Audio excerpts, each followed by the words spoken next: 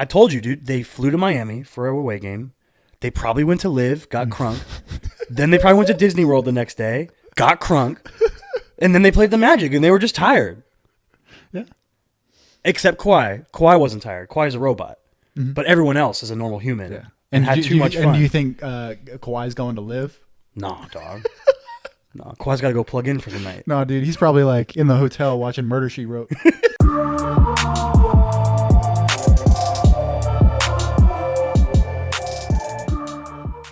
We in. Are we? Yeah, we in. Sure.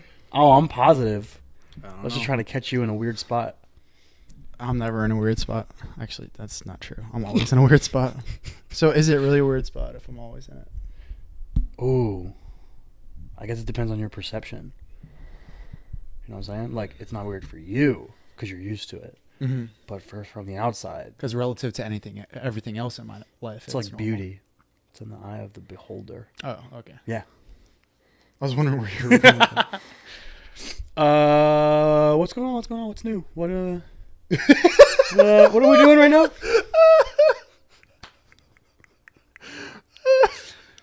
What you been up to, man? I don't see you all the time. What I've been up to? Fucking playing 2K. You play a lot of 2K. Yeah, I do play a lot of 2K. Yeah. I'm low-key addicted. Mm-hmm. Other than that, fucking... I've been like writing, but not like writing actual things. Like, okay, so in Scrivener, I've been like working on like a template for how I'm going to write other things. Okay. If that makes any sense. So like, I originally, when I got Scrivener, I got Scrivener and I downloaded a template for like formatting, or not formatting, but like outlining. And yeah, I was like, oh, this is like a pretty cool thing. So like you just pull up the template and then you can use that file to write a bunch of other things. And I was like, it would be cool to like use this and then like combine my own process and then fucking come up with my own template so that when I write other things that like I have like a more streamlined process. So yeah, I've been working on that, which is like, I don't know, it's weird. It's kind of like writing but not writing. Yeah. Is it is like Scrivener easy to do that kind of stuff on? It's fucking amazing to do that kind of stuff on. Yeah. That's awesome. Yeah, it's just really streamlined. It's really easy to organize things. That's cool. Fucking yeah. That's nice. I know, this is fucking riveting, dude. We're starting off hot. Do you want to problems with recording early in the morning? It's not even. The downside is it's not really that early. We just suck. It's not early to everyone else, but relative to us. It's early. Yes. I'll give you. All right. Do you want to talk about what happened last night? The reason we waited until early this morning? Yes. Okay. So the reason that we got up early this morning before, because Kyle has to work a little bit later on. And B, last night was UFC 232. 232. John Jones, Alexander Gustafsson. And really wanted to talk about the fight. At least give a recap instead of giving some weird before preview. Yeah, that'd be weird. Which fight you want to talk about first? There's some good ones. Okay. You want to talk about fucking Amanda Nunes whooping the ass? Leona? Whooping the lioness? Ass. For those that don't know UFC, those that don't know about who Amanda Nunes is, she's a fucking Brazilian powerhouse. She's a beast. She is a fucking monster. She's like, I kept saying last night. So last night, Amanda Nunes is fighting Chris Cyborg, who is the most dangerous female fighter of all time. Right. So dangerous that there have been multiple champions who have been that wouldn't fight her. Stayed away from her because she's fucking scary. Yeah. And Amanda Nunes said, "Bring it on, bring it. I'll fight you." Yeah. And how long did it last? 51 seconds. 51 seconds. Fucking ran through her, and like Cyborg landed a few good shots. Yeah, Cyborg clipped Amanda first. Yeah, And then it just made Amanda angry or something. I think that she just has a really good chin. Yeah. But I said after, like, as soon as fucking Cyborg fell and the ref called it, I was like, she's fucking Tyson. Yeah. You said it a lot of times very loudly. Because I was so excited. I was like, yeah, it was awesome. The way that she just ran through her like that, I was like, what the fuck? This is unprecedented. Yeah, it's crazy.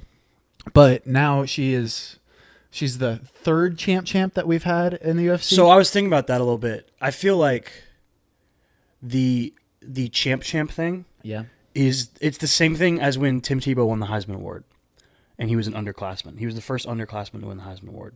Right. And it was like this big thing. And now everyone who wins it is an underclassman, like almost every year. Mm-hmm. It's this weird thing where it was like unprecedented for so long. And then once someone broke that ceiling, once Conor McGregor did it the first time, it was like everyone, because the UFC just realized how much money's in it and having champions fight each other. Yeah, and also the environment of the UFC, they recognize how important, well, at least since they've been bought out by WME, like they've recognized how important it is to have a belt and who has a belt and fucking, that's why they're throwing out interim belts left and right. Which is annoying. It's super annoying, but fucking it has aided in the result of multiple champs since Conor's done it. Yeah. But I would still say that the champ thing isn't as it's not, I don't think it's bad at all compared No, it's not bad. It's awesome. Compared to the interim belts being handed out. No, there should be more champs and less interim belts. because the three champs, I mean, it's all been deserved. Yeah, right? None of them are weird like half champions or anything like that, and they all went out and earned that second belt. And then now Henry Cejudo's trying to do it. And he could do it. He might. He's fucking incredible. He might. He's a beast. Olympic medalist. I think the best thing about Amanda is how sweet she is. Yeah, she's a fucking sweetheart. She's so nice. And she legit always cries after her. Yeah, she can never believe what she just did. Like, she was like, "Dana, you better put me in the Hall of Fame now." It's like, I think you're Joe's like, "Yeah, you're good. You're obviously going to be in the Hall of Fame, good." Right? There's no way. Is she the best female fighter ever? See, I think that's debatable. I see, like, as soon as that happened, as soon as she knocked out Cyborg, I was thinking, holy shit. My first thought was, holy shit, Amanda Nunes is fucking unstoppable. Mm-hmm. Like, she's Tyson, whatever. And my second thought was, how much is Cyborg depleting, potentially? You know, is she getting older? Yeah. And does she not have how much weight does she cut to fight at 145? Yeah. Yeah, that's a really good point. Amanda moved up to fight there and looked like a monster. Mm-hmm. That's a really good point. I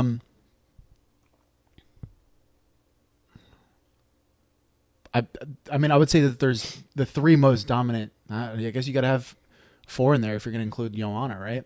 Joanna, Ronda, Cyborg and Amanda. Those are your four most dominant fighters, right? Yeah, up to now. And Amanda has lost once in her whole career. Mm-hmm. Woo, that's crazy.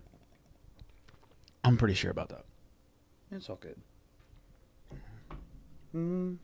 So I'm literally looking at the UFC website. I'm looking at it, but it doesn't have their records on it, so I'm not gonna bother.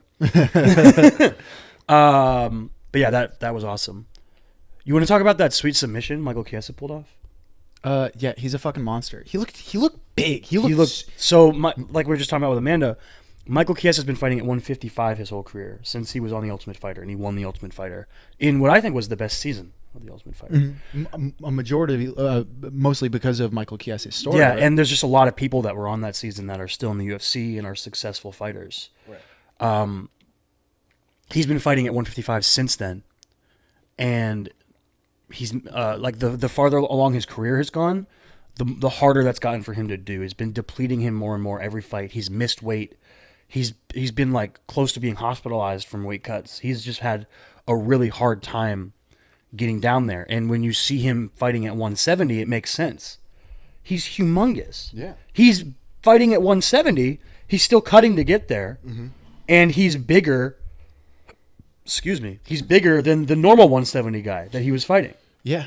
Yeah, I think that like the weight cutting element of the UFC, and as well as like any sport that where weight cutting is a necessity, or a supposed necessity, like it's a game that you have to play. Yeah. And I think that certain people can cut a certain amount of weight and be more successful at a certain weight, right? Yeah.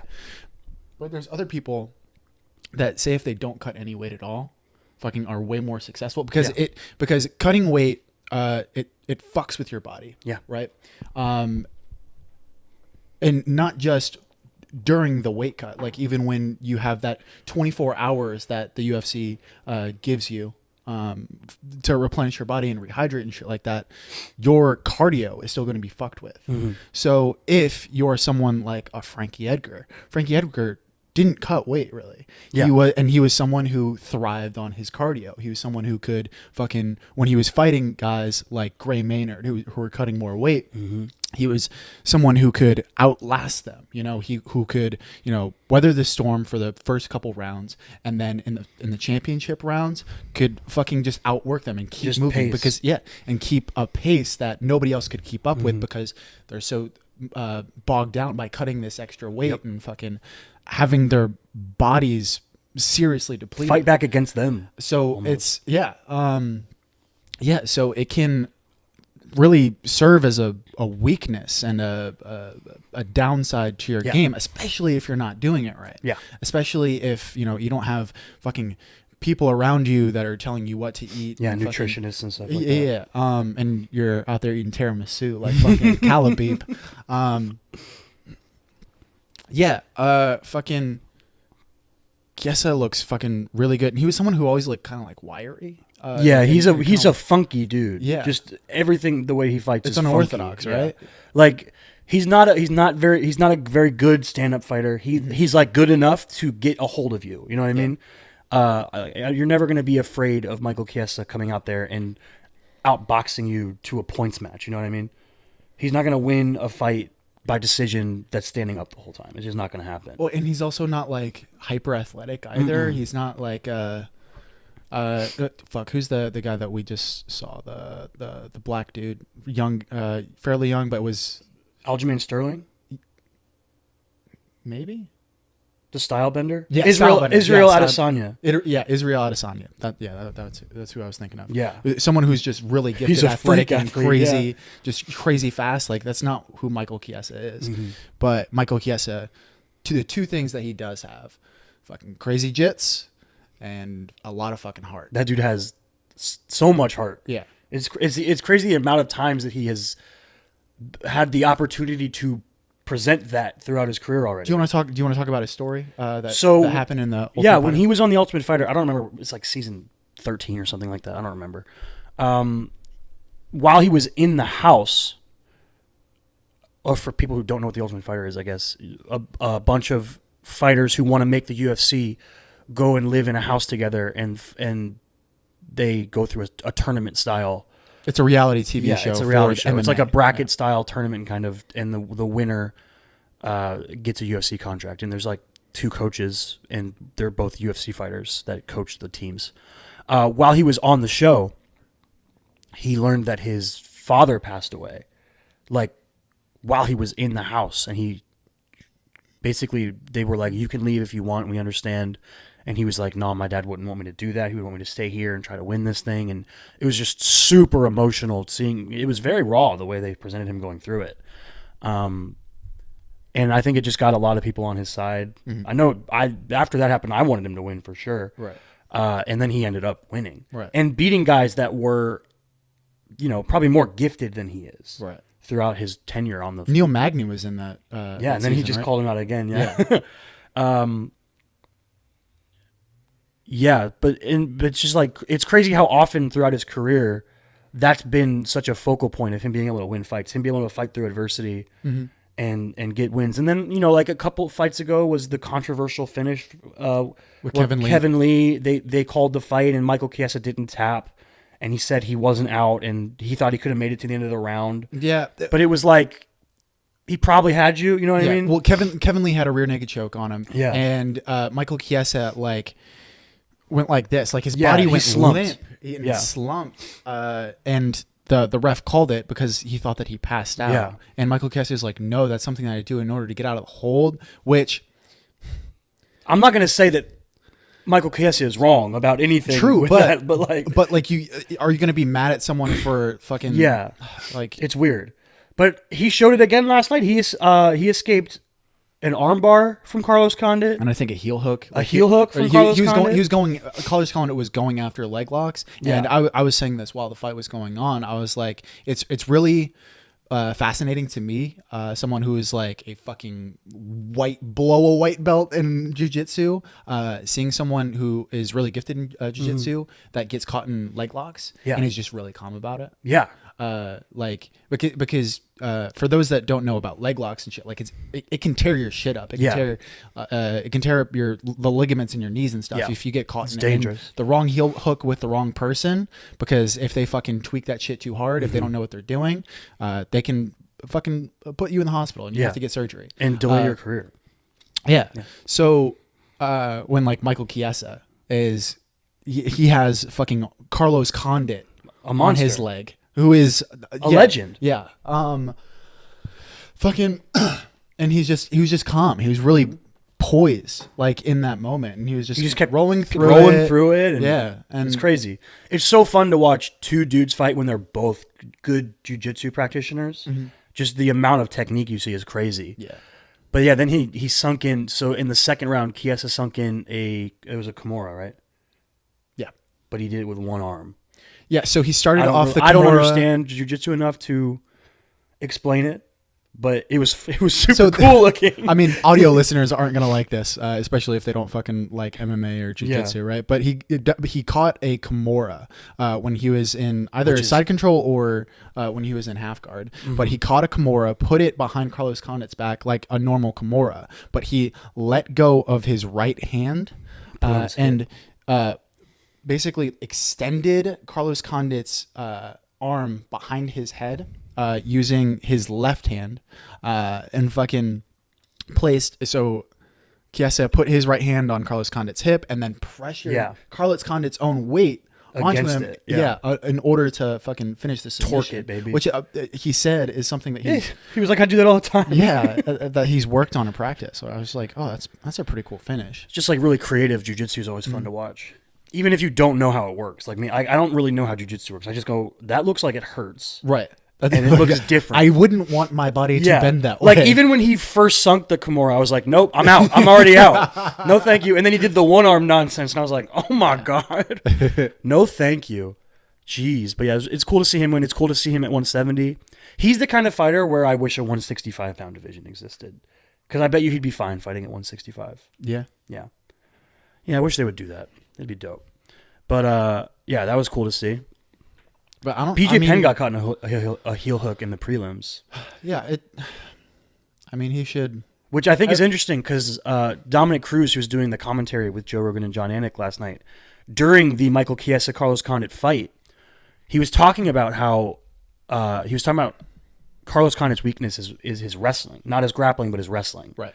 And he was like, he has a hard time not getting taken down, and lately in his career, guys have been able to expose that. Right. But he's a very good jiu-jitsu guy off his back too. He's dangerous off his back. But he was talking about how he's not sure if he's been able to keep up with the movement of jiu-jitsu, because jiu-jitsu is weird where it goes through like styles and it changes, and leg work. It evolves. It evolves, yeah. Right. And leg work is a really big part of that now. So I think it's very interesting. Because of what I just said, right? Like because of people being sort of afraid to do that. Yeah.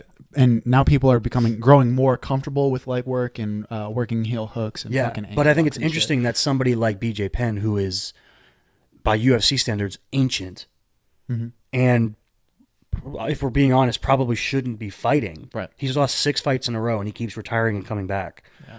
Gets caught in a heel hook, which is sort of like a more new age movement kind of thing. I think that's kind of interesting. I'm not saying that heel hooks haven't been around forever, but it's just popularized now. I mean, I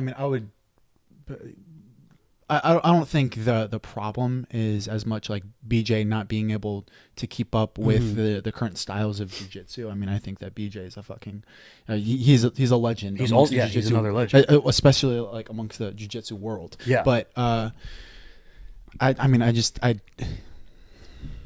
It's sad seeing like he just The keeps exact- coming back and losing. But the exact like mentality that fighters have, like that you need to have in order to be a successful MMA fighter, is the exact mentality that's not going to let you retire. Yeah. When you probably should. That's true. And yeah, it's just so many guys are fighting past their even past their prime, but. Yeah. Yeah, it is a little sad. I hope he retires. Yeah, for good. Like actually retired. Like I feel like he could be a really good coach and like still be around Yeah. the environment, you know what I mean? You want to talk about the fight? Yeah. So John Jones versus Alexander Gustafsson 2 was a saga. So there's a lot of history to John Jones, but basically the more recent stuff to go through because it made this fight week so crazy. Last year, John beat Daniel Cormier in his return to the UFC. He fought over in St. Preux and then beat Daniel Cormier, right? I think that's what happened. After the fight with Daniel Cormier, he knocked Daniel Cormier out with a beautiful head kick. Got his belt back. After the fight, it was announced that there was a pop in his urine sample for PEDs. Then it was like through further performance enhancing drugs. Yeah, sorry.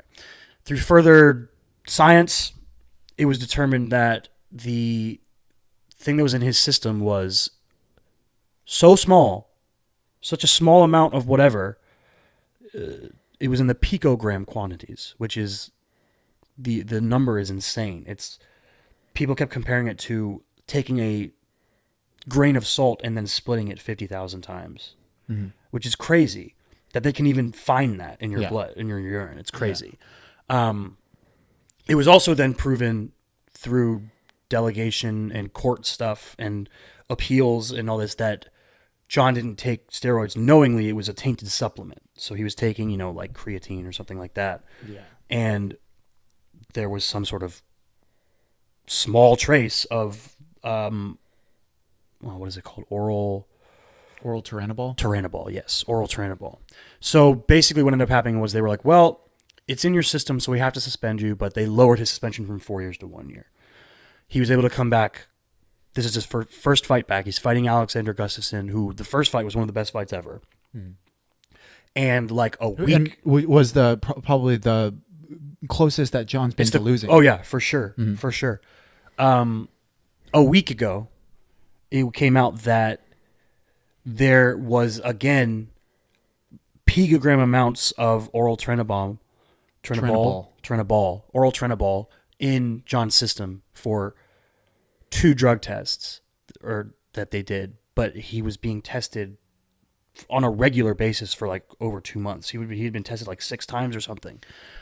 And they, through science again, because we're not smart enough to truly understand all this, through science, they were able to figure out that apparently the way this works is it's the same stuff that was in his system over a year ago, and it could have been there for much longer. They don't really know how long it's been in there, but it's the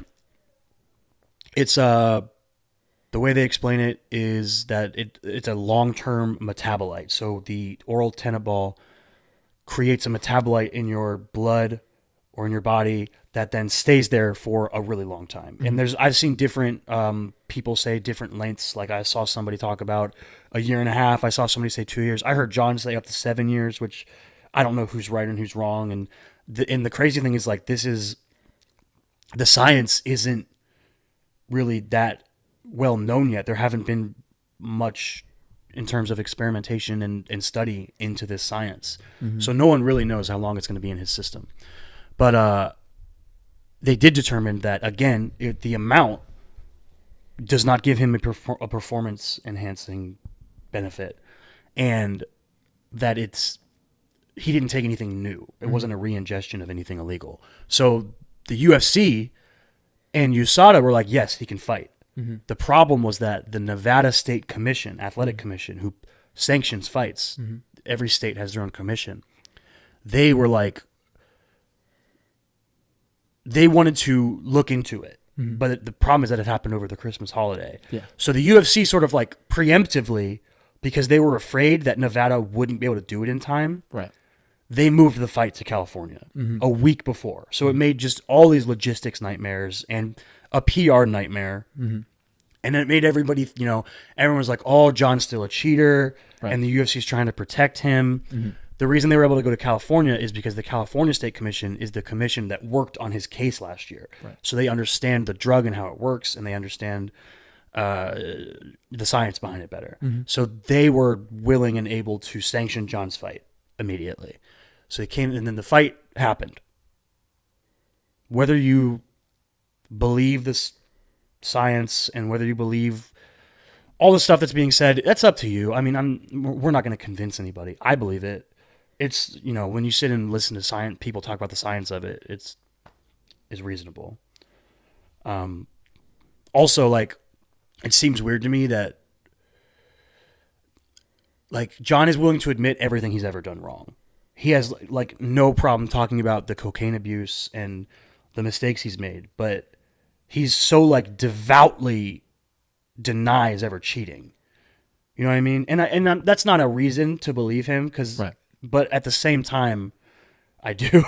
You know what I mean? It's weird. Yeah, I'm not sure how much I believe him. I don't believe. One sec.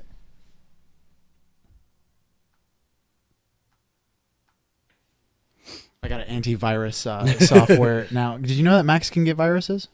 Wait, what? Since when? Dude, it can happen. Oh my! I fucking because, like, you know how like sometimes like my my browsers will just like close on themselves. Yeah, fucking. It's like apparently because of a virus. Oh wow.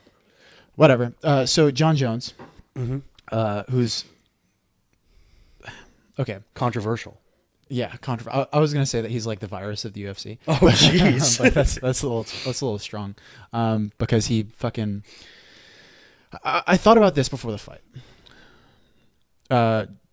Before Jones and Gustafsson, I was thinking, if Gustafsson wins this fight, is it better for the UFC?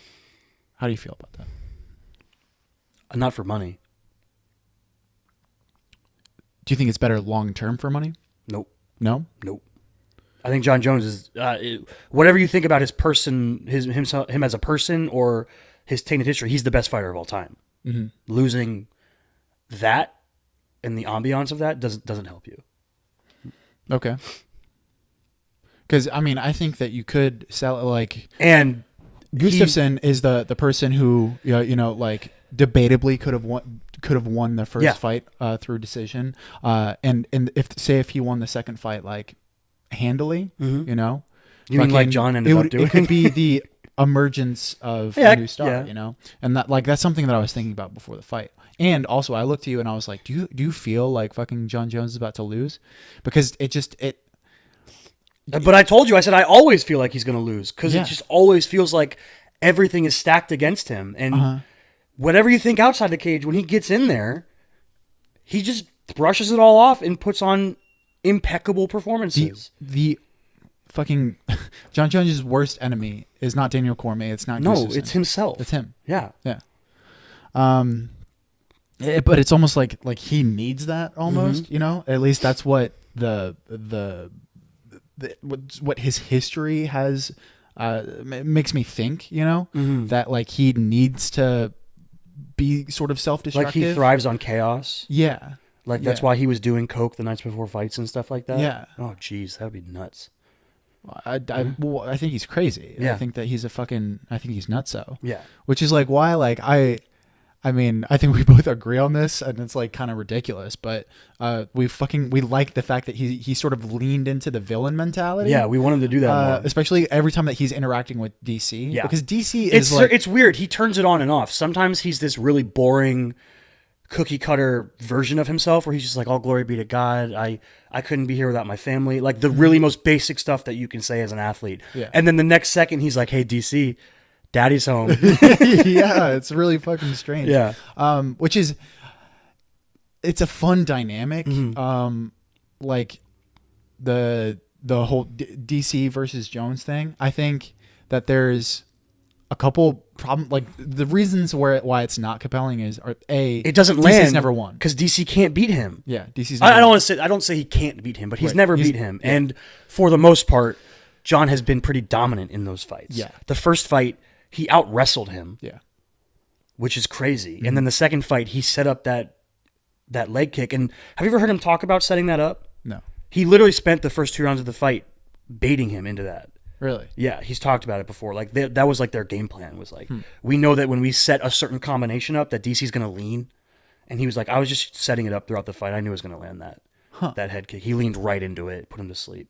Shit. Yeah, John is one of the smartest fighters that you'll ever watch. It's like the amount of adapting that he does during fights and in preparation for fights. That's something he talked about after the fight last night, where he was like, yeah, I think the difference between the first fight and this fight is that maybe Gustafsson is a better fighter now, but he's not a different fighter. He didn't change anything. Right. Whereas I just looked at what I had an advantage against him, and I used it. And it just, he was able to get Gustafsson to the ground and do John Jones stuff. Yeah. Yeah. Yeah. What's next for John Jones? So, most people are going to tell you he's going to fight Daniel Cormier again. There's been talk of him fighting Brock Lesnar as a money fight. I don't see him fighting in any fight where there's not a belt on the line. Right. I don't see him pulling a Conor McGregor and just being like, I'll just fight whoever I want, whatever is going to give me the biggest payday. Yeah. It's weird. Like the idea that he has to fight Daniel Cormier again, I get it. It doesn't seem as compelling, right? Because he's won the first 2 fights. So, like, it's not like it's a rubber match and they're trying to settle things. Yeah, that's what's weird. That's what draws away from it. It's like DC is his rival, but no, John is DC's rival. DC is not John's rival. John owns DC. And DC is someone who, outside of what John Jones has done, is an all-time great. Yeah. I mean, if John Jones didn't exist, Daniel Cormier would be one of, if not the best fighter of all time. Yeah. Fucking light heavyweight champion, champ, Olympic medalist. Fucking hasn't lost other than John Jones. Yeah. Which is, it's kind of sad, but like I would still like to see a third fight between them. Well, here's what I think. I think John is going to move up to heavyweight and fight him. Yeah. Yeah. Because one, DC relinquished his light heavyweight belt before this fight. Right. So the belt that John now wears because he beat Gus last night is the light heavyweight champion again. Right. For the 3rd time or whatever. I think that just rolling back them fighting at light heavyweight isn't going to generate as much as John Jones trying to become another champ. Right. Yeah. And the drama of that, of him basically taking everything that Daniel Cormier has earned, and just if he just continues to just take everything from him, that's a dramatic, sellable storyline. Yeah, you know what I mean. Plus, I think it's always been kind of inevitable that John will move up to heavyweight. Yeah, late in his career, and if he wants to fight Brock Lesnar for a money fight, he moves up. He beats Daniel Cormier, and then he can fight Brock Lesnar for the belt, even though I don't know why Brock keeps getting title shots, but whatever. Like, because of money. Yeah, like, if Stipe can't get another heavyweight shot before Brock Lesnar does, that's messed up. Fucking how crazy would it be? John versus Stipe? That'd be awesome. Oh my It would be awesome. God, or dude. imagine, like, John versus Francis Ngannou or something. Yeah. It'd be wild. Yeah, that would be fun. How big would John get? Fucking, like, for in that fight, fights. how big would John get? For heavyweight fight, how big would he be? I mean, I feel like 235, something like that? He'd probably be pretty big. I mean, he's fucking two brothers. Remember in when the he NFL. powerlifted? Yeah. That was the Ovid St. Proof fight. Remember how big he was? And Yeah. he cut to 205, but he was powerlifting. He was horrifying looking. Yeah. Imagine if he could do like that kind of strength training without worrying about a weight cut. But if he did fucking fight Francis Ngannou, fucking how quick is it going to be before Francis gets taken down? That's dog? true. That's true. Yeah, that would. You that John could Jones, be you ugly. basically just fucking come out like You come out like he did last night. What did you call it? Referee stance. yeah, in referee's position. And then it's a you wrestling don't. thing. Then you don't leave it. You just wait there. Yeah, he's just gonna fucking low single the fuck out of him. Yeah. Francis definitely needs to put some work into Like fucking Randy Couture versus James Toney. Yeah. Ugh. Francis needs to show improvement in his wrestling game before I think he'll get another title shot. But he's fighting soon, I think, so we'll be able to see if he's shown any improvement at all. Mm-hmm. But yeah, I think that his next fight will be Daniel Cormier, but I think it's going to be at heavyweight. Yeah, champs. I think that's a fight to make. I want to see a champ who's actually a champ. You know what I mean? That actually defends their belt in both divisions. Before, like, instead of just relinquishing Yeah, well, one belt. and it's weird because like half the time the UFC is making them do it. I think every time. Well, Daniel Cormier didn't, but because they, like we said before, they recognize the importance of belts, and it's just you can't have that many fights in a year, especially when you're. It's hard to be that active. Like if Cowboy was a champ, he could do it because he fights like 8 times a year. Sure. I don't know. Like I feel like if you're defending your belt 2 times in a year, that's good. That's fine with me. Like that's not. I don't think that's good like enough I saw for the that. I UFC, saw a though. thing that like Dana White was like. I feel like that's not enough turnover for the UFC. Like Dana White, like it seems like he hates Tyron Woodley. Yeah, but he fought like 6 months ago, and then he had a hand injury. Yeah, and I'm not a huge Tyron Woodley fan. His reign as champion has not been very entertaining. Whereas the champion before him, Robbie Lawler, was like the most entertaining champion ever. That dude put on wars every fight. Yeah, Tyron Woodley comes out and does these sort of. He knows he can finish anybody, so he just kind of waits. Yeah. And he loads up and he waits, and it's just not it's not that fun to watch. And he's just really conservative. Yeah, he's very as a conservative. champion. Yeah. Like, but yeah, like to me, like if John became the light heavyweight and the heavyweight champion, and he defended both belts twice in a year, that would be fine with me.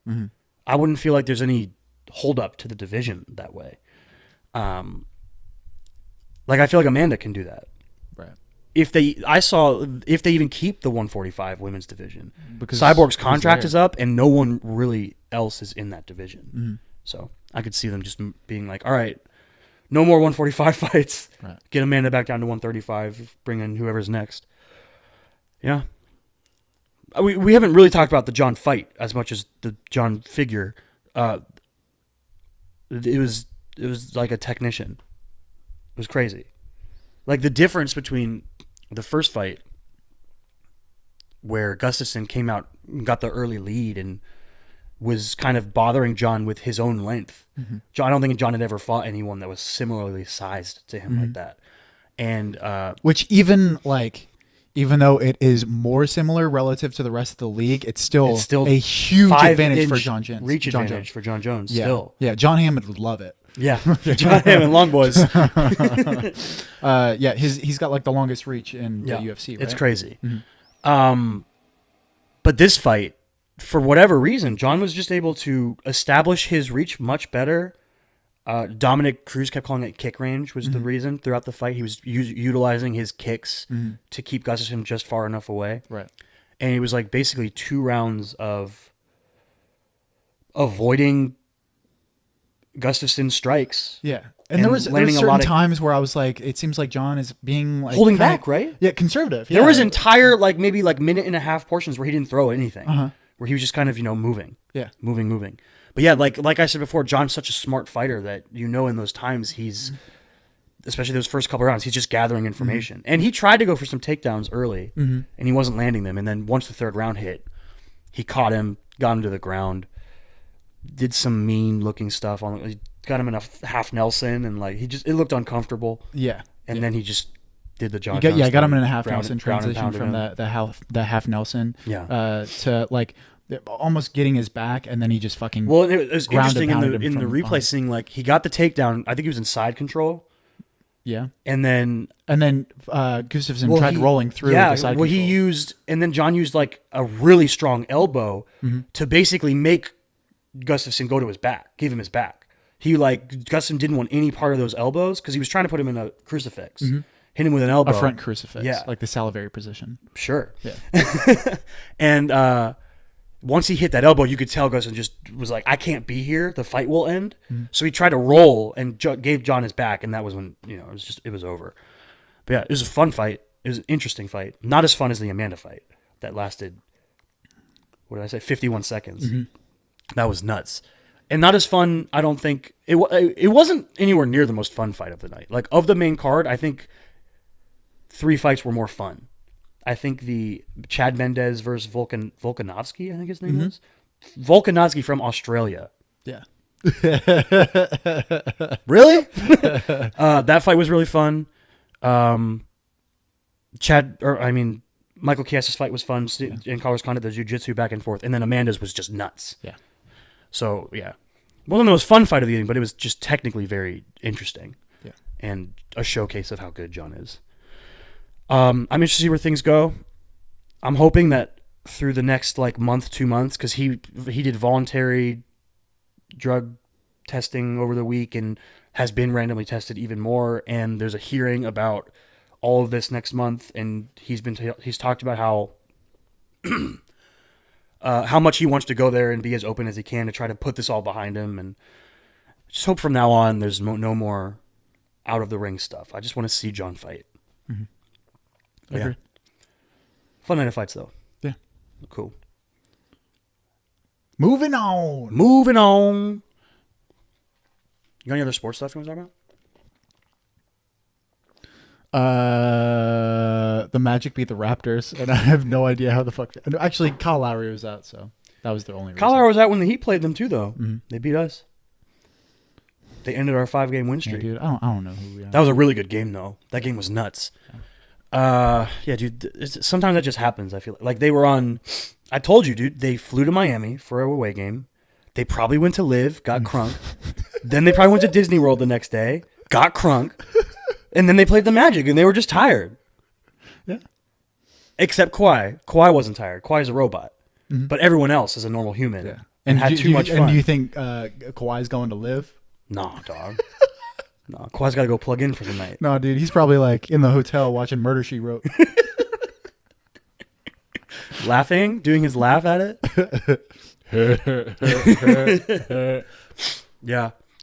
Basketball's been heating up, though. So it's kind of weird. It's officially basketball season now for normal people.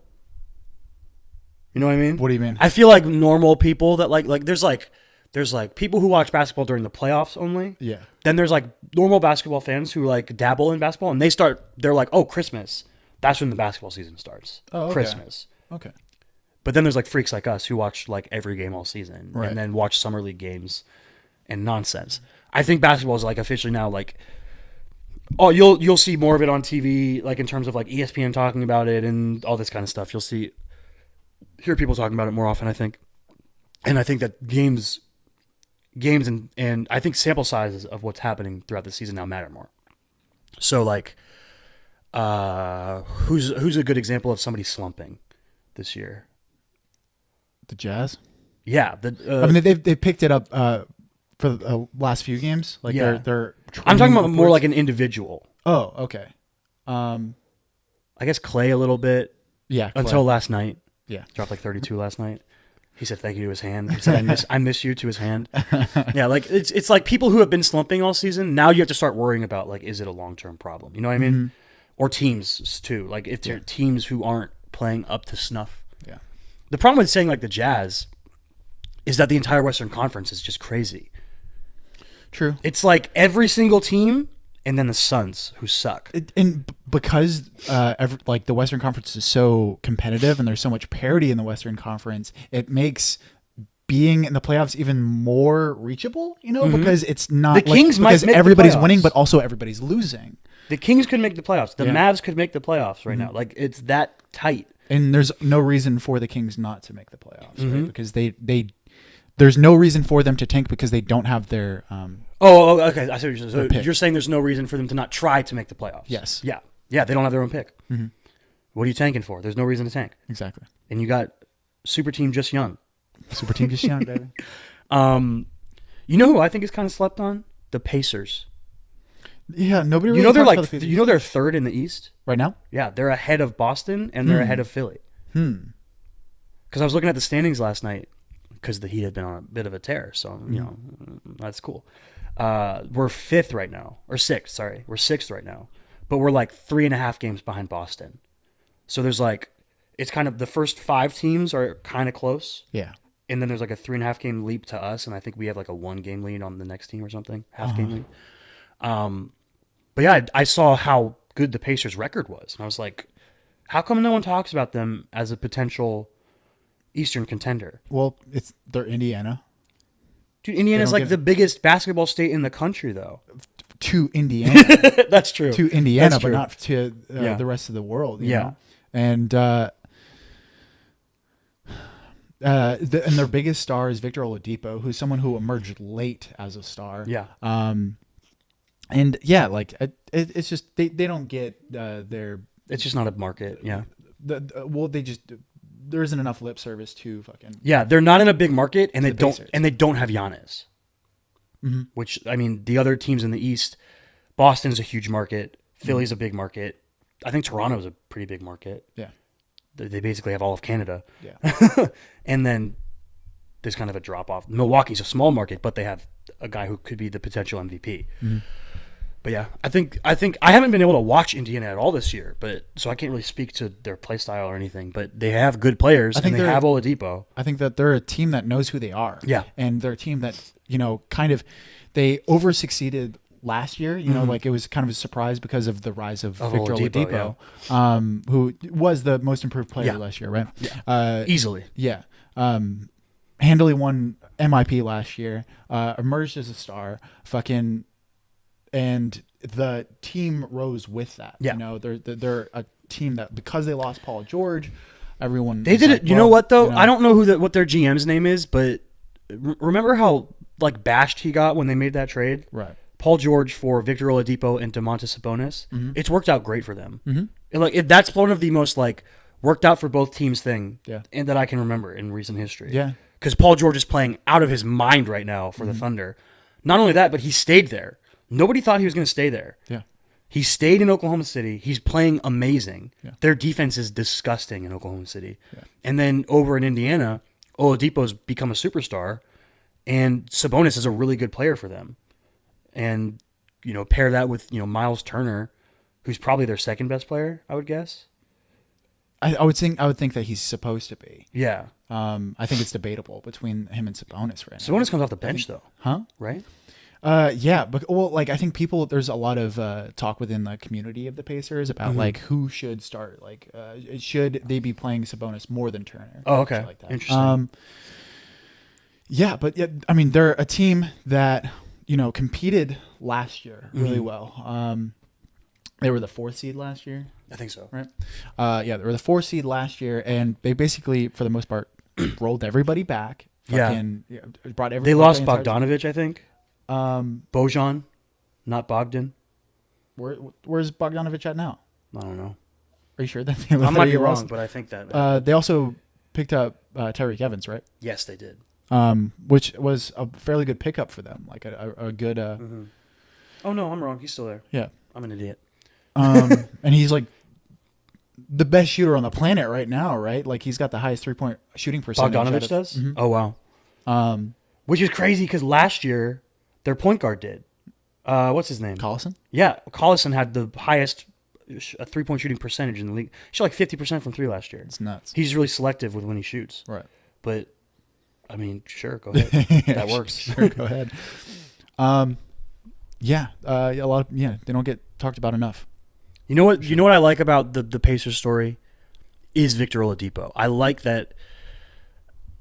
He's an excellent example of someone that you can look to and be like, this is why you're patient. Yeah, this is why you shouldn't give up on young players. Yeah, like the amount of people that you hear talking about 21 and 22-year-old players like they're busts. Yes. Is so crazy. And I think a good example that's like personal to my fandom is Justice Winslow right now. Right. Justice is playing great. Mm-hmm. And I mean, the sample size is small and we'll see how long it continues. Mm-hmm. But he's only 22 years old. Yeah. The fact that in his 3rd season people were like, he's a bust, move him while you still can, right, is so crazy to me. Yeah. You see, like you'll hear ex-players and stuff talk about how it takes 5 to 6 years to really blossom into who you're going to be in the league. Mm-hmm. You just need to give these players time, and it drives me like the Dennis Smith Jr. thing. Right. There was a report that other teams are reaching out to the Mavericks about whether or not they'll trade Dennis Smith Jr. Right. And it's like, why would they give up on him? What in what world? He's in his second year. In what world is it bad to have him and Luka? Mm-hmm. Because it's not like they're both at the same. It's not like they're both centers and fucking they're competing for the same position. Yeah, it's not like Mo Bamba and Vucevic. Yeah, like it's not. It's not like they're competing for the same spot and they can't exist on the floor together. They can absolutely be on the floor together. Like if Russell Westbrook can play alongside Paul George, there's no reason why Dennis Smith Jr. can't play alongside Luka. Why do you say that? Because I feel like, one, Dennis Smith Jr. is very much like Russell. Okay. And then Paul George is another guy who thrives with the ball in his hands. But Russ has no problem with giving them those opportunities. You know what I'm saying? Luka thrives with the ball in his hands. Mm-hmm. And I think that's the argument of not having Dennis Smith Jr. is because Dennis Smith Jr. isn't great off the ball. Okay. Yeah. But like you always say this, just because two guys are better with the ball in their hands doesn't mean that you only have one guy that's good with the ball in their hands. Yeah, the whole ball dominant thing that people are reaching for, like that narrative that people are trying to put out there, I don't agree with it. It doesn't sit with me well. I think that I just think it's kind of dumb, and I don't agree with it. I think that the reason I think that people are seeing a symptom and diagnosing it incorrectly. I think that's what it is. I think that like you're seeing a fever and you're like, oh well, it's fucking AIDS. You're like, no, it's not. A fever. Maybe you just have a fever. Like when. So we were listening to a podcast last night on the ride home. The Ringer was saying that Ben Simmons should be traded away from the Sixers. That was what? Right? What? Which is wild. Wild, right? But I would say a good reason, right, for Ben Simmons not being able to coexist with Jimmy Butler and Joel Embiid is not because he's ball dominant. It's because he can't shoot. He can't shoot. Yeah, that's the reason. Yeah, so stop saying like ball dominant when it's really just the inability for someone to shoot. Yeah, it's like the reverse. It's like if you can't work off the ball, it takes away from the cohesiveness. Exactly. Yeah. Exactly. Yeah, so the whole ball dominant thing, especially like when the Rockets picked up Chris Paul, a lot of people were saying like, "Oh, these are two ball dominant people." Yeah, like only one ball. There's only one ball. Hold on, you're gonna tell me that two guards, right, who can both shoot and pass and really dribble, fucking well and dribble drive really fucking well can't exist on the floor together because of offensive problems? Yeah, it's weird. What? It's weird. What? Yeah. Yeah, it doesn't make any sense to me. What were we talking about? Like I feel like Dennis Smith Jr. and even like the Heatles era, like Dwayne Wade is historically not a good shooter, like from three. Yeah. If he was able to coexist with LeBron and Chris Bosh, like, but like playing devil's advocate here with talking about evaluating players' talent and giving up on them early, I think that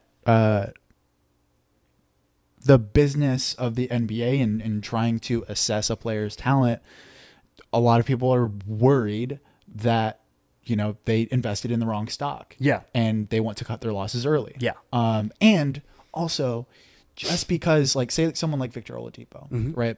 Victor Oladipo is a great example of someone who blossomed later on in their career. It took him 5-6 years. And he credits Russell Westbrook to it. And exactly. And I think that's a really good point. He said that if he didn't play with Russell Westbrook in OKC, that he wouldn't have been able to do what he's doing in Indiana right now. So even if he stayed with like Orlando, would he have become who drafted him second overall or whatever it was?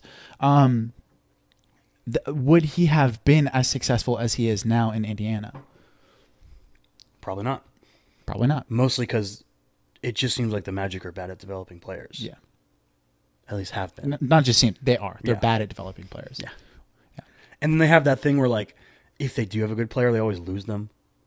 When they do become superstars, they always lose them, Like, it almost makes it guaranteed Vucci's going to get traded. Yeah? Because he's too good. He's too good. He's too good for the Magic. Dropped that 30-28 the other night. That dude's balling. He might make the All-Star team. Maybe. We'll see. But yeah. Basketball's fun. There were tournament games last night in college football. I don't know if you know about this. I don't know if you know anything about football. We can talk about it a little bit. Well, I believe I said it on the podcast that Alabama was going to win by double digits. Yeah, and they won by double digits. Now, I will say, they jumped out to a 28-0 lead. Oklahoma fought back. Right. We didn't watch it, but I was keeping track of it on Bleacher Report, watching the score. When I saw it was 28-0, I was like, oh, God, how ugly is this going to get? Because it's already really ugly. Oklahoma fought back. Then I think it ended up being 45-34 with the final score. Right. And Kyler Murray played bonkers. He had like 300-something yards passing, over 100 yards rushing. The problem was that Tua also played amazing. I think he only threw like 3 incompletions. He threw more touchdowns than incompletions. It's stupid. It's stupid how good they are. And then, of course, Clemson murdered Notre Dame. So did like Bama like switch up their style as far as like, are they throwing a lot more? Yeah, they opened up their offense this year. Is it just because they have Tua? Yeah. They went from, so like in the Nick Saban era, they went from having the vanilla white dude at quarterback who's good at handing the ball off. Like our high school almost. Like, when we just would give Tevin the ball every play. And they would throw, they had play action games, but they didn't throw very often. Then in the last like year or two, they had, oh my God, what's his name? The guy with the dreads. Jalen Hurts? Yes, Jalen Hurts. Nice. Good for you. Yeah. They had Jalen Hurts, who is a really good runner. So they brought that into their game a bit. They brought the quarterback running into the game a bit more. They still mostly ran the ball, but they were able to make it a little bit more dynamic with him. Then in the national championship game last year, they benched Jalen Hurts because they were down multiple scores at halftime, and Tua came in and was like, oh, by the way, I throw it like I'm in the Big 12 for an SEC team. And it was like, not fair. Not fair, Nick Saban. Not fair. The one thing that they didn't need to make things... Like, you think parity in the NBA is bad? Yeah. College football is a joke. Every season, or at least you can put money on the fact that Alabama's going to be in the title game, and they're probably going to win, and it's probably going to be against Clemson. Yeah. Yeah. And the bad thing about college football versus like something like the NBA, like the Warriors are potentially, this is going to be like their last season where maybe they're going to be a perennial almost champion. A lock. Yeah. Yeah. Because of salary. You know, they There's can't no afford salary in college football. It's just how good they can can you just recruit? keep running it back and keep recruiting all these incredible players. Nick Saban has a cloning machine, and I think that's how he does it. Yeah. He just keeps cloning his players. He's like a Marvel villain. Yeah. Yeah. He sucks. I mean, he's great at his job, but he sucks. But the bleak outlook, the parody thing, Clemson's quarterback is a true freshman. He looks like Kelly Olynyk, but he's a true freshman. He's got the long hair. He's skinny, too. That dude is skinny. So he's got at least 2 more years with Clemson. Tua only has 1 more year at Alabama before he can go pro. But guess what? You know who's next? His brother. They recruited his brother. Makes sense. Is his name Thria?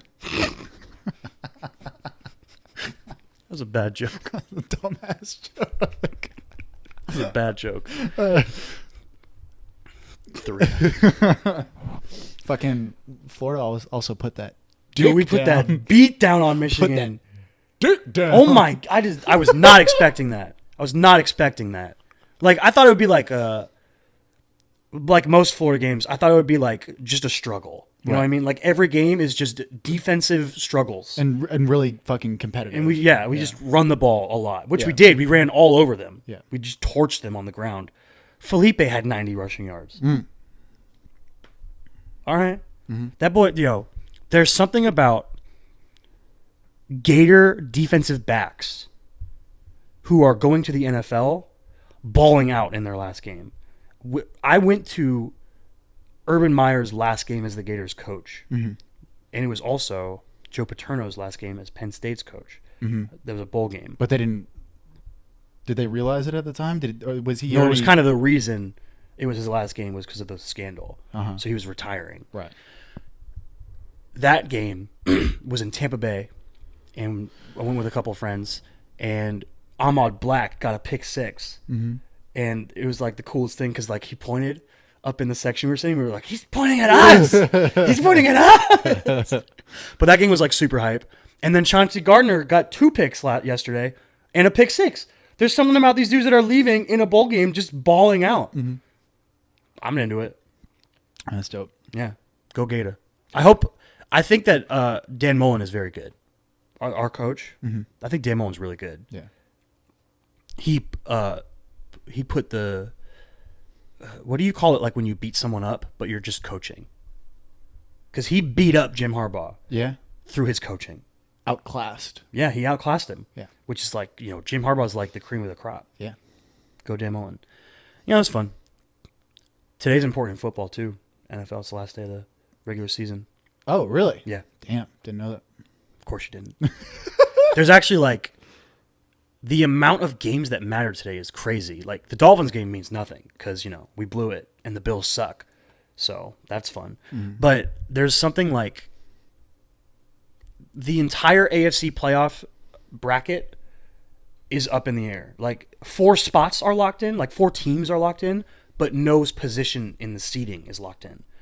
Everything could shuffle today, which is crazy. And then like the biggest game is kind of a bummer. They moved the night game. They moved Colts Titans to the night game because the winner is in. Yeah. Winner of the game makes the playoffs.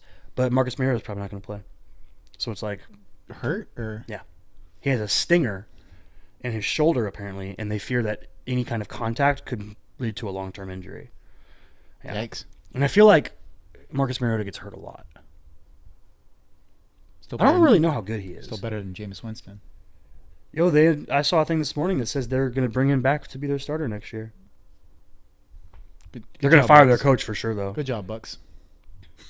Keep throwing We're picks, baby. Dude, Jameis Winston We're going to doesn't... switch our quarterbacks so much. Eventually, it'll work. Eventually. Yeah. Yeah. Keep throwing picks, Jameis Winston. He throws more pick sixes than, like, normal picks, I think. That dude throws so many pick sixes. Mm-hmm. It's crazy. Yeah. But, yeah, football's important today. I'm hyped for the playoffs. The playoffs are going to be fun. Also, I am hyped for... I don't know if I'm hyped for it, but Clemson, Alabama is usually a fun game. Mm-hmm. So that'll be fun to watch. You want to talk about some non-sports stuff? Let's do it. I'll give you the option of which horror film to talk about first. Jordan Peele's upcoming second project, Us, or Let Me Be Frank? Let's talk about Let Me Be Frank first. Because that's a horror film. Okay, for people who don't know what Let Me Be Frank is, Kevin Spacey was just recently charged with felony sexual assault of a minor. He apparently assaulted like a 16-year-old boy. The timing of it is weird. Literally, like around the exact same time on the exact same day, he released a YouTube video called Let Me Be Frank, where he is speaking as his character from House of Cards, Frank Underwood, and simultaneously addressing his real life and Frank's life. Mm-hmm. It's very strange. Because on House of Cards, when all this stuff about Kevin Spacey came out, they released him from the show.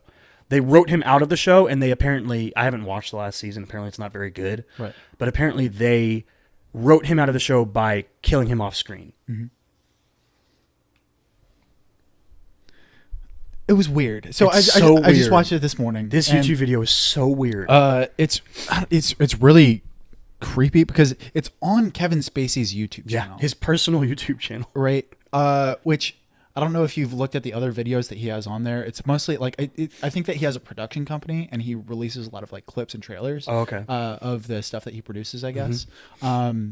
And there's other like weird shit like him talking, like sending videos back and forth to like what's his name, Djokovic, the tennis player. Novak Djokovic? Yeah, Novak Djokovic. Okay. Fucking so, whatever. But it's on his YouTube. personal Yeah. YouTube, and it's something that like it's literally just one shot, and it's like a 3-minute monologue, and he's talking as Frank Underwood, and it seems like something that like you could just record with like 2 people. Mm-hmm.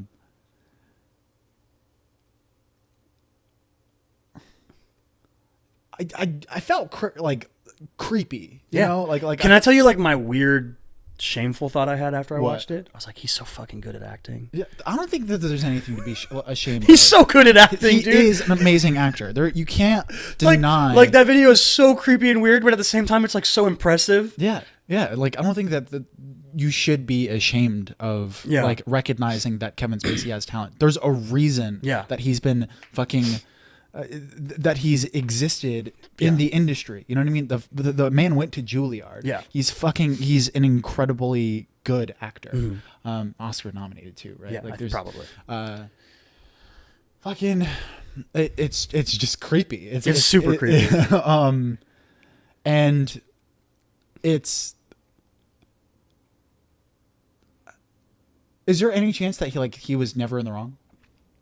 I doubt it. I mean, it's so easy to just attribute like he's tainted now. We're going like to a lot of throw times. him off to the Well, side. a lot of He's times you hear about exile. that. That happens. It seems like in Hollywood where it's like someone gets accused of something, and they get lambasted, and the court of public opinion gets a hold of them, and they kind of lose everything. Chris Hardwick is kind of a good example of that. There was that thing written about Chris Hardwick, and it was like, oh, it was very surprising. And then, like, AMC was like, yeah, we're not going to put you on TV. And AMC did, like, an intercompany, they, like, dug into it all. They did an investigation into it. And then they let him back on later. But even then, like, his Instagram, he didn't allow comments on his Instagram until very recently, I think. Like, it was just something where nothing ever came of it legally.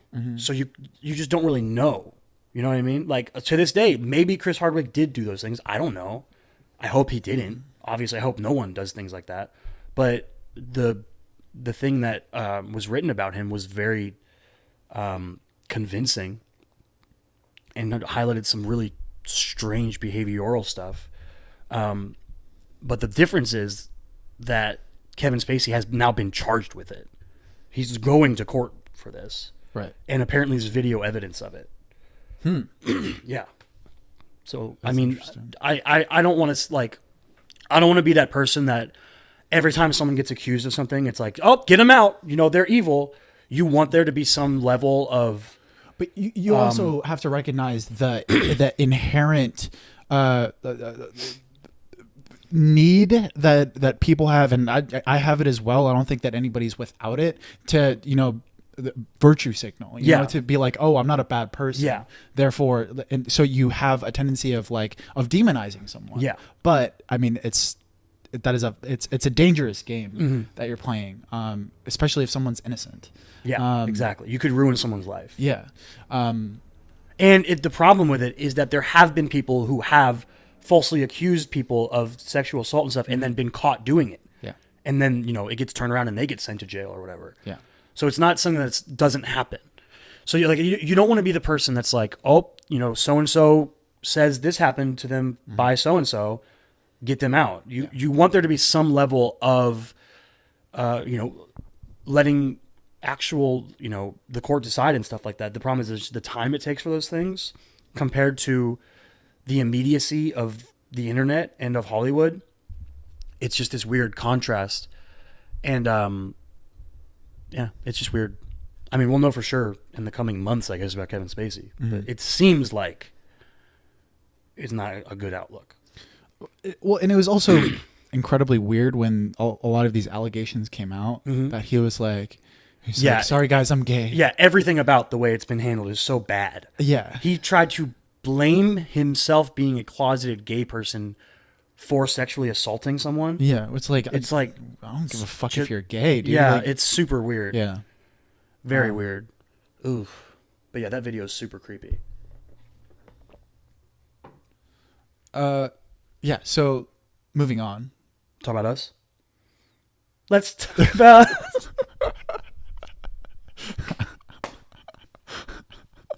Not Us. Yeah, but the movie Us. Us. Directed by Jordan Peele, Mm-hmm. the writer-director of Get Out, And you might know him from Key and Key Peele. and Peele, the sketch comedy show. Mm-hmm. The movie looks spooky. Looks good. Mm. I mean, we talked about it before. I'm not a big horror person. I really like to Get Out. Yeah, me and Jamie were talking last night. Shout out Jamie Cunningham. Me and Jamie were talking last night about we were talking about your aversion to horror movies and how much you dislike Sleepaway Camp and fucking how much you don't like horror movies and stuff. And I was like, that's why like I get excited when something like Us comes out because I know that you're gonna get excited to see it. Yeah. And you're gonna suspend some disbelief because you trust in Jordan Peele. Yeah. But the It's weird. trailer Like, Us is clearly a horror movie. yes. Get Out to me isn't a horror movie. You don't think so? No, it's more of a thriller than anything. I think, yeah, he classifies it as a social thriller, right? Yeah, I think so. So I think that's that's the best. Yeah, but you're right. Like Labeling of it? I trust in what Jordan Peele has done. But it for sure has horror elements. Yeah, for sure it does. I also don't think that anybody who calls it a comedy, I don't think that it's a comedy either. No. It has comedic elements. Yeah. It has comedic relief. Yeah, didn't it get nominated for like a Golden Globe in comedy or something last year? That's weird. I think that people are misattributing it as a comedy because of Jordan Peele's history. Yeah. And I mean, he was a fucking sketch comic. Yeah. And probably had one of the greatest sketch comedy TV shows one of the most on successful. Comedy Central since the Chappelle Show. Yeah. But yeah, Us. Fucking really good trailer. Yeah, It's really fucking good trailer. Do you know offhand the people that are Lupita Lupita Nyong'o, Nyong'o, Winston Duke, Winston Duke, who was played M'Baku. M'Baku in Black Panther. Mm-hmm. So 2 Black Panther actors. Elizabeth Moss is in it, Scientologist extraordinaire. I don't know the kids. Yeah. That's basically it. Right. Because the spooky thing about the trailer is that the creepy creatures, the creepouts, the creepos, is them. Right. It's mirrors of themselves. Yeah. Yeah.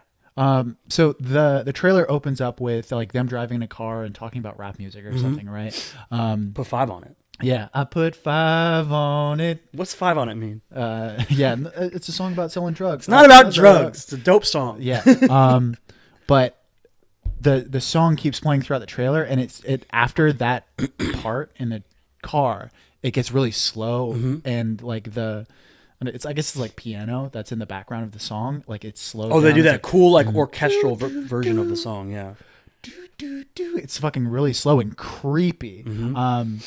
And there's like a lot of like reverb on the vocals. I don't know if you like heard that. It's fucking really cool. Yeah.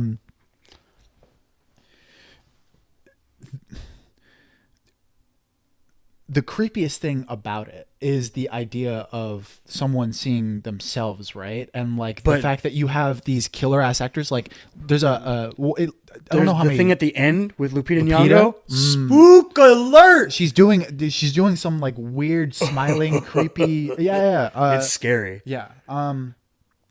It looks really interesting. Fucking, I don't really know what else to say. Yeah, it looked good, dude. Trailer. Yeah. Winston, I'm glad Winston Duke is getting some work.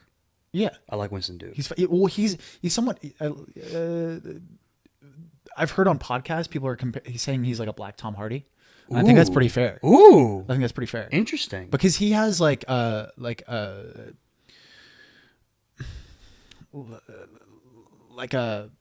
macho sense about him when he's on screen. He's a big dude. Yeah, he's a really big dude, but like the way that he can like just sit and take up space in a scene. That physical nature that Tom Hardy has. Yeah. It's beyond just like being big and being like manly and scary. It's not just it's different than that. It's a sense of like confidence that they both carry. It's a presence. It's a feeling. I've heard. Yeah, he went to Yale. Did you know that? Holy shit! Yeah, he went to Yale. I saw that the other day. I was like, that's crazy. Good for you, Winston Duke. Also has a dope name, Winston Duke. Winston Duke's a good name. It's a good name. Yeah, I think it's cool to see him get some more work. Does that baseball bat bit? He's like that. He's like cocky. Yeah, I think that movie's gonna be cool. I think that I think this movie's coming out before it. So like, Get Out combined with however this movie ends up being it's going to be very informative. I think to the Twilight Zone remake that he's doing, that Jordan Peele is doing. I think just him sort of showing the more variety that he shows in his filmmaking, I think, is going to speak to what his version of Twilight Zone can be. So is he doing a show or a movie? He's producing a Twilight Zone show. Okay. That's fucking really cool. Yeah. Because like he has, I mean, Get Out was very Twilight Zone-y. Rod Serling, the creator of Twilight Zone. Twilight Zone's fucking like near and dear to my heart. I fucking love Twilight Zone. Yeah. But Rod Serling was someone who was using his show, like was using sci-fi and horror and that kind of shit to, Talk about social things. Yeah, to talk about social and Black political Mirror things. is the closest thing that we have now to the Twilight Zone. Yeah, Black Mirror is a modern day Twilight Zone, but it's more about technology. Yeah. And through technology, I've only seen one episode of Black Mirror. addressing social issues and fucking political issues. I've only seen one episode of Black Mirror, but it was amazing. Which one did you see? It was with Donald Gleason. I haven't seen that one yet. I've heard about it. Do you know the gist of it? He's a robot, He's not a robot. but there's robots. There's a robot. Does he fall in love with a robot? Yeah. Is Oscar Isaac in it? No. Sounds familiar. And what's her name? Haley Atwell is also in that episode. Oh yeah, Peggy Carter from the Marvel Universe. Mm-hmm. She is his wife. It's very good. But Jordan Peele is someone who, I mean, is basically doing exactly what Rod Serling did, right? With Get Out, he was using genre to address social issues and social ideas. Yeah, I wonder like what Us is going to be socially, like socio-politically. What is Us going to be addressing? Yeah, because like Get Out addressed race. Yeah, right. Like the idea of race and like and microaggressions and a lot of shit like that. I don't know if the antagonist is themselves, then that's going to be dived into, right? Yeah, like for sure. Because like the main antagonist or like the worst part of Get Out, like the most scary part, the sunken place, right, was an incredible like idea, like a nugget of philosophy for anyone, regardless of your race, to like understand what it potentially could be like to be a black person, and to not have control of your own life. And fucking, what is Us gonna have? And how is he gonna work the theme into whatever? It's gonna be interesting. Or is it just gonna be a fucking really fun just film, a horror movie, which could happen? Yeah. He could do it that, could. And it would still like. Do you think people would be disappointed if that happened? Do you think people would be probably, like, Jordan Peele, we expected more from you? I think yeah. I think you're gonna get those people, but also like Jordan Peele can do whatever. Make whatever you want. If he. And it looks good too, Yeah.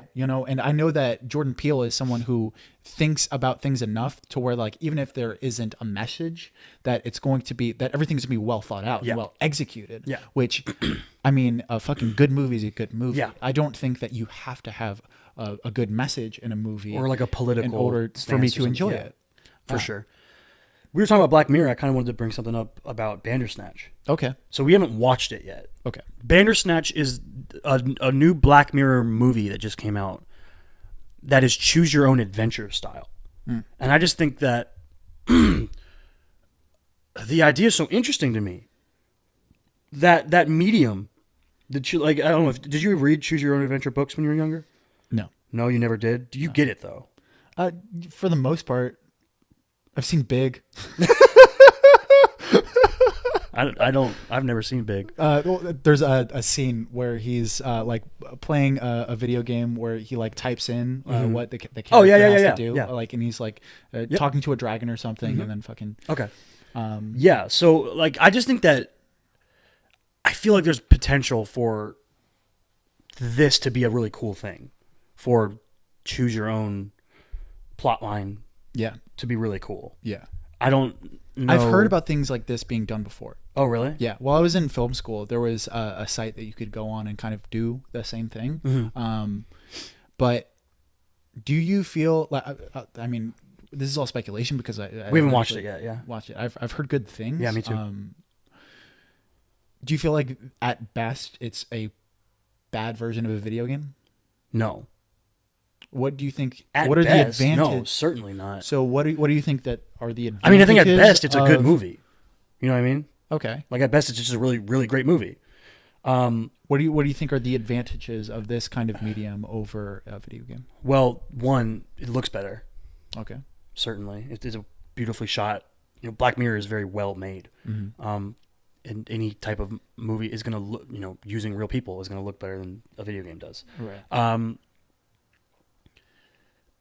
I think that it's a bit different to me. I don't know if I can put my finger on it. So, yes, in a video game, you can do what you want to do in any moment, but I think there's a different experience of watching a movie and making the decisions. Now, like we said, we haven't watched it, so I don't know exactly how it works. I don't know if it's like, oh, I think Chris should do this over this at this point. You know, I don't know how they're doing it, but I just think there's a really cool potential for storytelling with it. You know what I mean?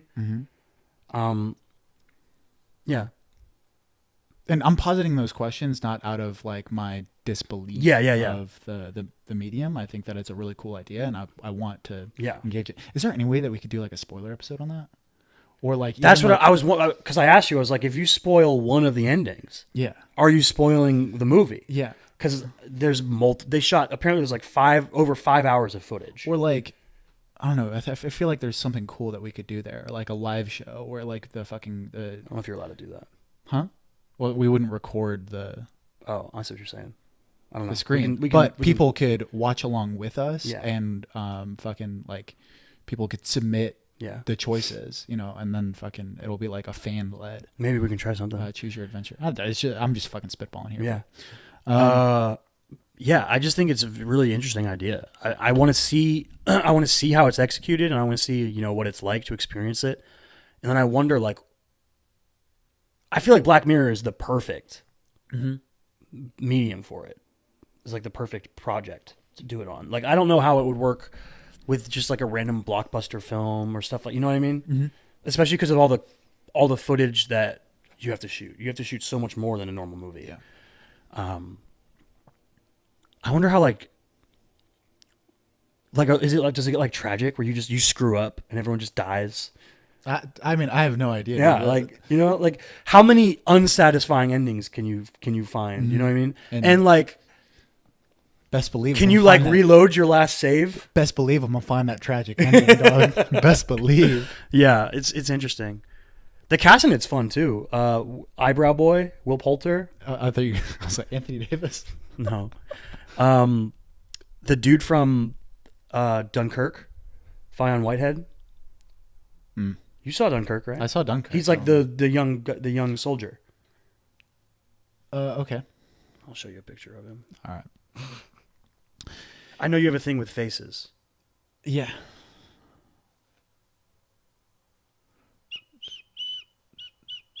Do. Yeah. Okay. Yeah, that guy. Dunkirk. Yeah, I think it's an interesting idea. Yeah,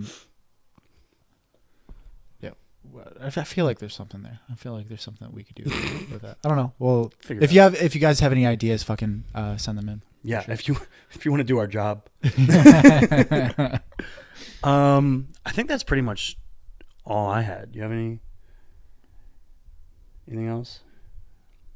You see anything you liked? No, fam. Did you like Kiss Kiss Bang Bang? We watched Kiss Kiss Bang Bang. We probably won't do a spoiler episode on it, but Nah, it was just meh. I liked it. It was meh. It was fun. It's all right. It's fun. It's fine. It was a Shane Black movie Yeah, for sure. it's very shame. I like the Nice Guys more though. Yeah. But like the exact reasons why I didn't really like Nice Guys is the same reasons why why this Also, movie's like better. I don't know if Kiss Kiss Bang Bang has aged well. You know what I mean? Why? There's like some really weird gay jokes and stuff Uh-huh. where I was like, this is weird. Uh-huh. This is weird. Yeah. I like Robert Downey Jr. though, but I always like Robert Downey Jr. is one of those guys that like when I see him act, I'm like, this is what you were fucking born to do. Like you're so sensational in front of a camera. Like I'm fucking completely drawn to you. Yeah. And it's weird because like he is very off, like almost like Will Smith. He's almost always just being Robert Downey Jr. Mm-hmm. You know what I mean? Yeah. With small differences to the characters. For the most part, we've only seen him play one That's character true. over That's the past true. decade. He's so- always being Tony Stark. Yeah. But I think that's just because Tony Stark is so much him. I think he's a little bit more method than Will Smith. Okay. Yeah. I don't know, dude. Will Smith's gonna be a genie. What's more method than that? You got a shout out? Yeah, I do have a shout out. All right, go ahead. You want me to go first? Yeah, go ahead. All right. I'm surprised that we haven't brought this guy up before on the podcast. Okay. Leon Bridges. Yeah. Leon Bridges. He's dope. We were listening to him before that, but the reason he fucking entered back into my mind is because Obama came out with a list of his favorite movies and books and songs of the year. Yeah, and Leon, one of the songs off of Leon Bridges' new album, which I thought he came out with another album since this one, because this came out in like I want to say earlier 2018. Yeah. And I've already listened to it. I was like, oh, I haven't listened to his new album, but I have. But I have. I wasn't a huge fan of the newer album. Sorry. It's less old school. Yeah. So for those that don't know Leon Bridges, never heard of him before, listen to his music. He is a 29-year-old soul R&B singer. He plays guitar and he has a fucking incredible voice. Yeah. He's someone who also an incredible sense of style. Very true. Very true. He is someone whose music has been compared to Otis Redding and Sam Cooke.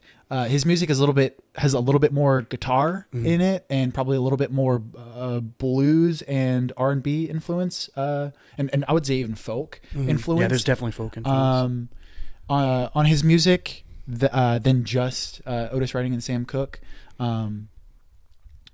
Yeah, but his first album, Coming Home, is an incredible work. It's 10 songs that are just fucking dope. The deluxe album is also good. Has I think 2 or 3 more songs, and then a couple live performances of the original Coming Home songs. The titular song "Coming Home" is if you've never heard Leon Bridges before, I would recommend that song. I would recommend the last song in the album, "River."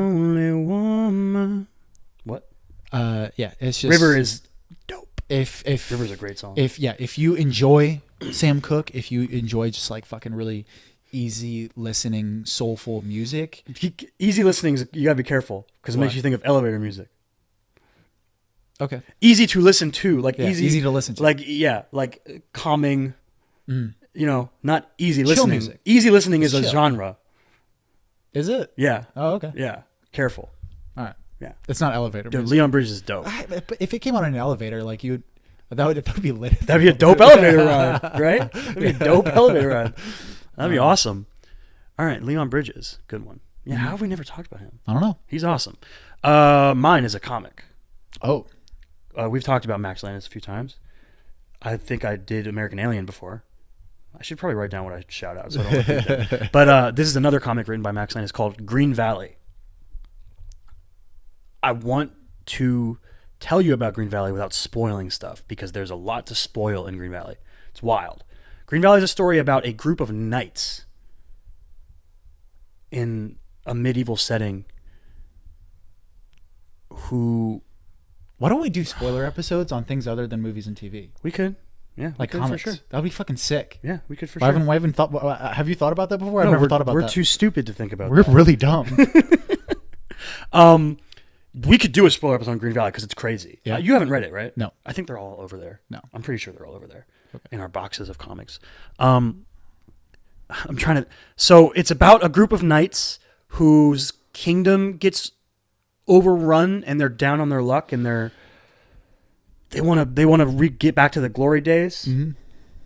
And so much stuff happens that I can't tell you about because it would spoil it. Okay. I'll read it and we'll do a spoiler episode. All right, cool. It's a genre-bending story with really, really fun characters. It's mostly, more than anything, it's about friendship. But yeah, it's really good.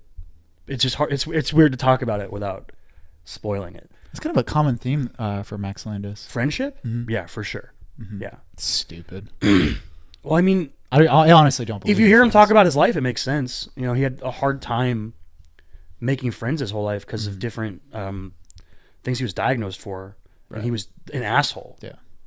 He talks about that. He was just a dick. It's just my firm belief that you don't need friends. Yeah, dude. Friends are the worst. Anyway, shout out to Leon Bridges and to Green Valley. Oh, but I think it's like 6 issues. Green Valley. I think it's something like that. 6 or 7. Yeah, Leon So it's only going to Bridges. take me like 2 years to read. Yeah, exactly. Okay. Yeah, Leon Bridges and Green Valley.